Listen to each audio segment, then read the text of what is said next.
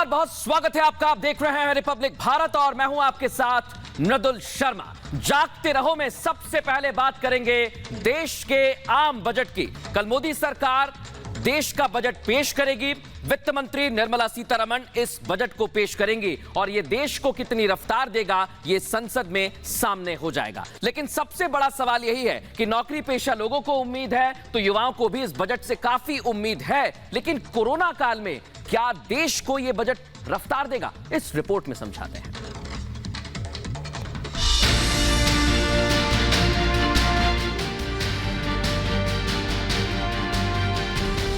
देश का बजट पेश होने में महज कुछ घंटे बचे हैं। सुबह 11 बजे वित्त मंत्री निर्मला सीतारमण देश का आम बजट पेश करेंगी। माना जा रहा है कि कोरोना महामारी के बीच ये आम बजट अर्थव्यवस्था को सुधारने वाला होगा, आम लोगों की उम्मीदों और सपनों को पूरा करने वाला हो सकता है, नौकरी पेशा टैक्स पेयर्स के चेहरे पर मुस्कान लाने वाला हो सकता है।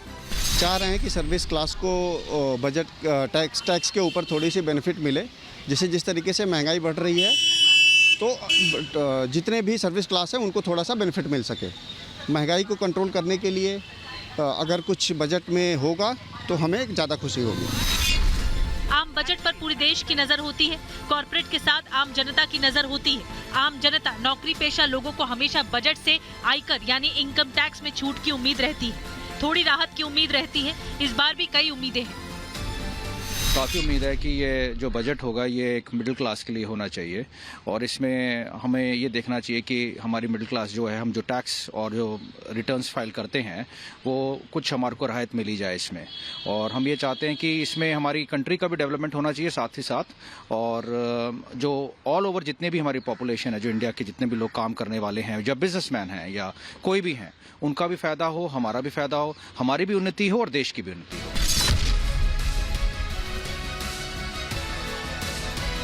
आम आदमी को आयकर में छूट मिले करीब 8 साल हो चुके हैं। मोदी सरकार ने साल 2014 में आयकर छूट की सीमा 2 लाख से बढ़ाकर 2.5 लाख रुपए कर दी थी। ऐसे में टैक्स पेयर्स को उम्मीद है कि इनकम टैक्स छूट की मौजूदा सीमा को 2.5 लाख रुपए से आगे बढ़ा दिया जाए ताकि उन्हें राहत मिल सके। करने के लिए जैसे यूथ जो हैं उनके हिसाब से थोड़ा लाइक कॉलेज हो गया या स्कूल हो गई या फिर किताबें, खाने की चीज़ें, प्लस बेसिक जो चीज़ें हैं जो नॉर्मल जो मिडिल क्लास फैमिली है, बिकॉज हायर की बात होनी नहीं। यहाँ अगर बजट पेश करें तो बेसिकली मेरा कहना है कि मिडिल क्लास को दिमाग में रख के अगर वो बजट बनाते हैं तो वो बाकी बहुत ज़्यादा लोगों के लिए कन्वीनियंट होगा, लोगों को ज़्यादा सही लगेगा, लोग ज़्यादा सर्वाइव कर पाएंगे।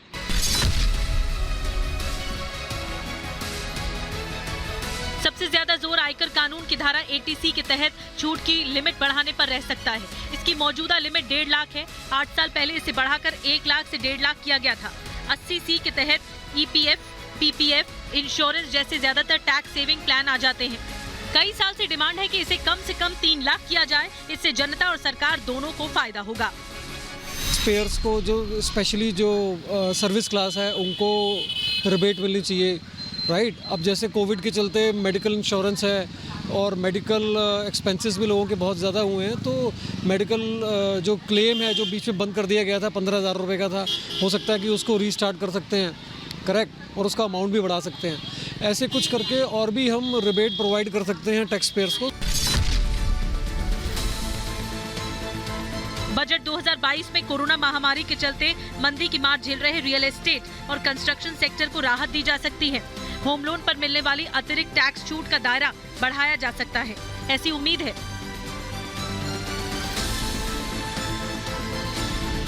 इनकम टैक्स के तहत अभी स्टैंडर्ड डिडक्शन की लिमिट 50,000 रुपए है। मांग होती रही है कि इसे बढ़ाकर कम से कम 1 लाख रुपए किया जाना चाहिए। स्टैंडर्ड डिडक्शन को बढ़ाने की जरूरत भी है। स्टैंडर्ड डिडक्शन की जो अपर लिमिट है वो अभी तक 50,000 रुपए है। सो इसको बढ़ाकर कम से कम 1.5 लाख करना चाहिए। हम सब नौकरी पेशे वाले लोगों को वर्क फ्रॉम होम अलाउंस मिलना चाहिए। अगर वर्क फ्रॉम होम अलाउंस सरकार नहीं दे सकती तो 50,000 या 1 लाख का डायरेक्ट टैक्स रिबेट हमें मिलना चाहिए। पिछले 2 साल से देश दुनिया में कोरोना फैला हुआ है। कोरोना की एक के बाद एक लहर आ रही है। इसके इलाज में लोगों के लाखों रुपए खर्च हो रहे हैं। आम जनता की मांग है कि इसके इलाज में जो पैसा खर्च हो उस पर अलग से राहत दी जाए। साथ ही वर्क फ्रॉम होम को ध्यान में रखते हुए कोई विशेष छूट दी जाए। ऐसी कोई व्यवस्था होनी जरूरी है जिससे कंपनी और कर्मचारी दोनों को फायदा हो।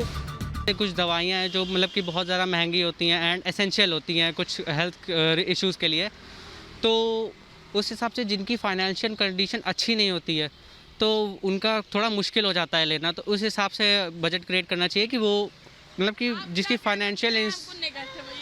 फाइनेंशियल इनकम कम भी है तो वो भी उसके मतलब ले सके। उम्मीदें तो बहुत हैं, बजट पेश होना बाकी है। सोमवार को वित्त मंत्री ने इकोनॉमिक सर्वे यानी आर्थिक सर्वेक्षण पेश किया, जिसके अनुसार 2022-23 में 8% से 8.5% की जीडीपी ग्रोथ यानी आर्थिक वृद्धि दर का अनुमान लगाया गया है। हालांकि इसके बाद सोमवार को शेयर बाजार में तेजी दर्ज हुई। बीएसई करीब 814 तो निफ्टी 231 अंक बढ़कर बंद हुए। अब देखना यह है कि जब आम बजट पेश होता है तो वो आम जनता और शेयर बाजार दोनों की उम्मीदों पर कितना खरा उतरता है। Bureau report, Republic Bharat. Uttar Pradesh के चुनाव के लिए प्रधानमंत्री नरेंद्र मोदी आज पश्चिमी उत्तर प्रदेश में जनसंवाद कर रहे थे। वर्चुअली उन्होंने संवाद किया। इस दौरान उन्होंने समाजवादी पार्टी पर निशाना साधा तो अखिलेश यादव पर भी प्रहार किया है।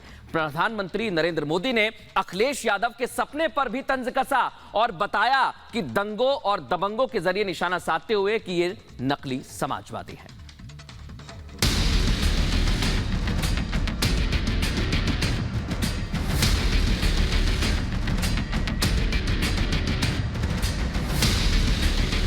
जन चौपाल के जरिए पीएम मोदी ने साधा विपक्षियों पर निशाना।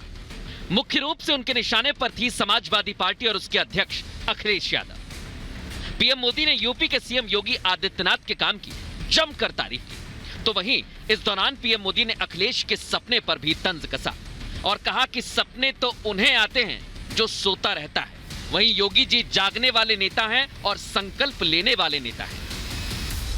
आप सबको मालूम है सपने किसको आते हैं भाई?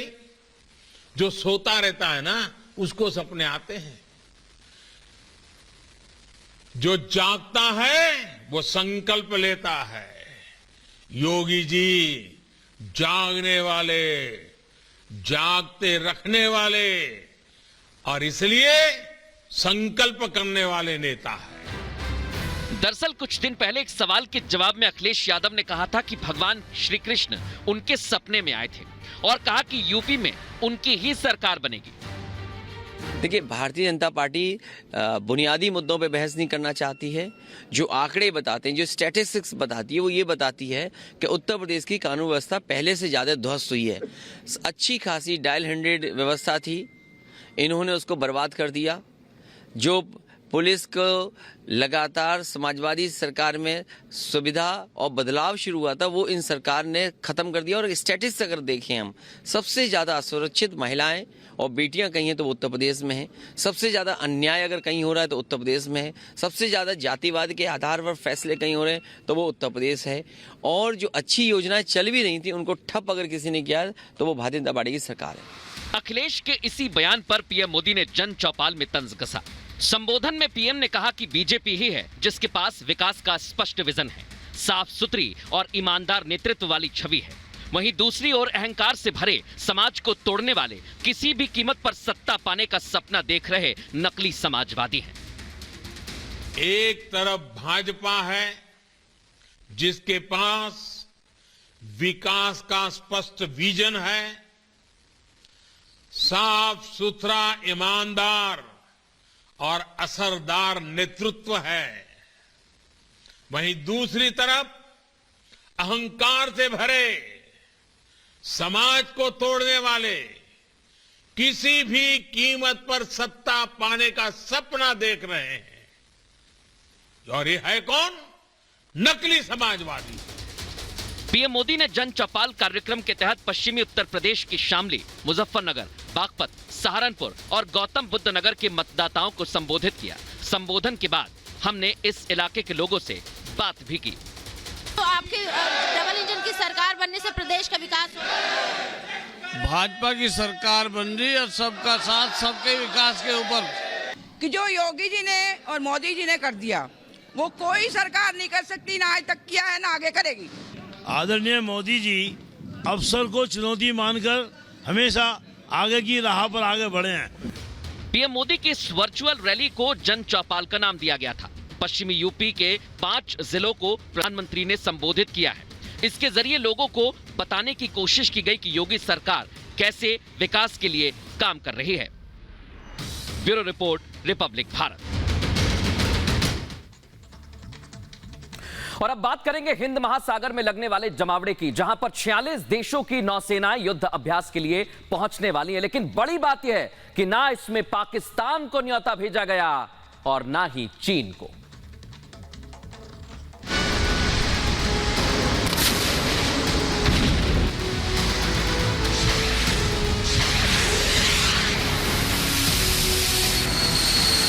हिंद महासागर में सबसे बड़ा समुद्री अभ्यास, 46 देशों की नौसेनाएं आएंगी साथ। 26 फरवरी से मिलन अभ्यास।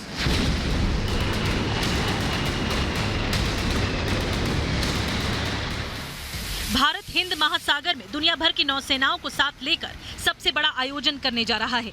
एक साथ जमा होंगी 46 देशों की नौसेनाएं।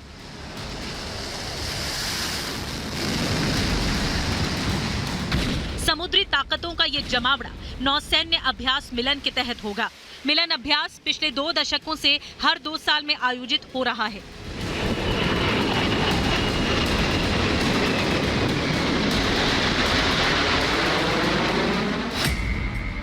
इस बार ये 26 फरवरी से शुरू होकर 3 मार्च तक चलेगा।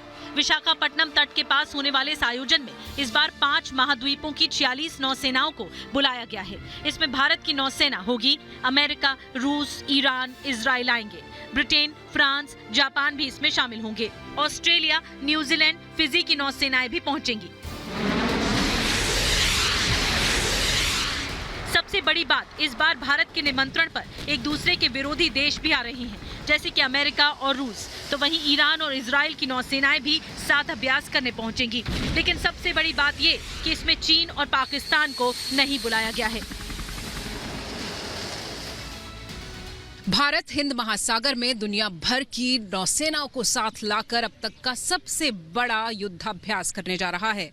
26 फरवरी से 3 मार्च तक चलने वाले अभ्यास का नाम है मिलन और ये दुनिया भर की 46 नौसेनाओं को एक साथ लाएगा, जिसमें अमेरिका और रूस भी होंगे, ईरान और इजराइल भी होंगे। इसके अलावा इस युद्धाभ्यास में पाकिस्तान और चीन को नहीं बुलाया गया है, जिसे पाकिस्तान और चीन अपने खिलाफ लामबंदी के तौर पर देख रहे हैं। नौसैन्य अभ्यास में चीन और पाकिस्तान को नहीं बुलाया गया है। दोनों ही देश इस अभ्यास को अपने खिलाफ लामबंदी के तौर पर देख रहे हैं। वहीं महामारी के समय ये दुनिया का अब तक का सबसे बड़ा अंतर्राष्ट्रीय आयोजन होगा। इस अभ्यास के जरिए भारत सबको साथ लेकर चलने वाली नीति प्रदर्शित करेगा। मिलन अभ्यास को सबसे जटिल नौसैन्य अभ्यास माना जाता है जो भारत किसी और देश के साथ करता है। ये 1995 में शुरू हुआ था, तब कुछ ही देश आते थे। –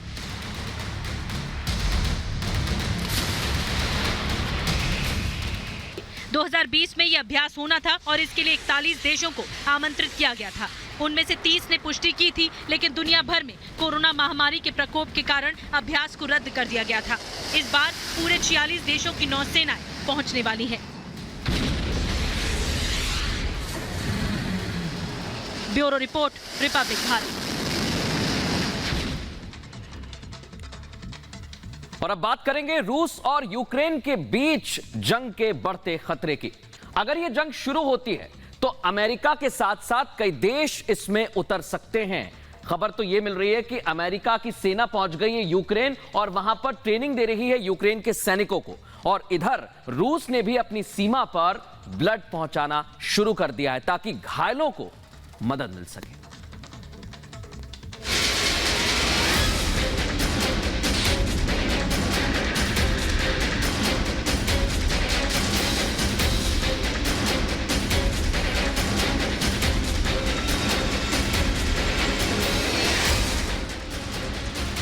ये चिंता पूरी दुनिया को सता रही है। रूस कभी भी यूक्रेन पर हमला कर सकता है और अगर ऐसा होता है तो एक नया विश्व युद्ध शुरू हो सकता है। माना जा रहा है कि रूस ने पूरी तैयारी कर ली है और वो यूक्रेन पर किसी भी समय हमला कर सकता है। रूस दक्षिण पश्चिमी इलाके में लगातार सैन्य अभ्यास कर रहा है, जिसमें भारी टैंकों, और दूसरे जंगी हथियारों के साथ ही बाल्टिक सागर से लड़ाकू विमान, आर्कटिक और बाल्टिक सागर में दर्जनों जंगी जहाज और बेलारूस में पैराट्रूपर भी शामिल हो रहे हैं।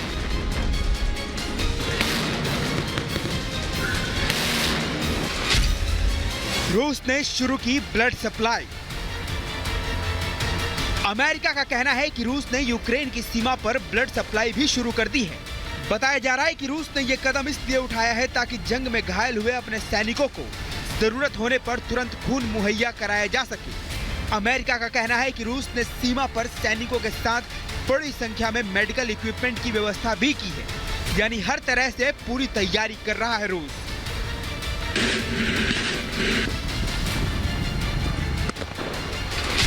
यूक्रेन पहुंच रहे हैं अमेरिकी सैनिक। अमेरिका ने कुछ दिन पहले ही अपने 8,500 सैनिकों को अलर्ट कर दिया था। अब खबर यह है कि अमेरिकी सैनिक यूक्रेन पहुंचने लगे हैं, यूक्रेन के सैनिकों को ट्रेनिंग दे रहे हैं। बताया जा रहा है कि करीब 200 अमेरिकी सैनिक यूक्रेन के लवीव शहर पहुंच चुके हैं। लवीव शहर पोलैंड से सटा हुआ है। अमेरिकी सैनिक यूक्रेन के सैनिकों को ट्रेनिंग दे रहे हैं। रॉकेट लॉन्चर चलाने की ट्रेनिंग दी जा रही है। बताया जा रहा है कि यूक्रेन के गृह मंत्रालय ने आपातकालीन स्थिति से निपटने के लिए लोगों को ट्रेनिंग देने की शुरुआत भी कर दी है। यूक्रेन के बहुत से युवाओं ने सेना में भर्ती होने की तैयारी भी शुरू कर दी। यूक्रेन साफ कह चुका है कि वो किसी भी तरह के हमले का पूरा जवाब देगा। अमेरिका पहले ही चेता चुका है कि रूस फरवरी के महीने में कभी भी यूक्रेन पर हमला कर सकता है। अमेरिका और नाटो देश भी यूक्रेन के साथ खड़े रहने की बात कह चुके हैं। इसी वजह से अमेरिका और नाटो देशों की रूस से तनातनी भी और बढ़ती जा रही है। Bureau report, Republic Bharat.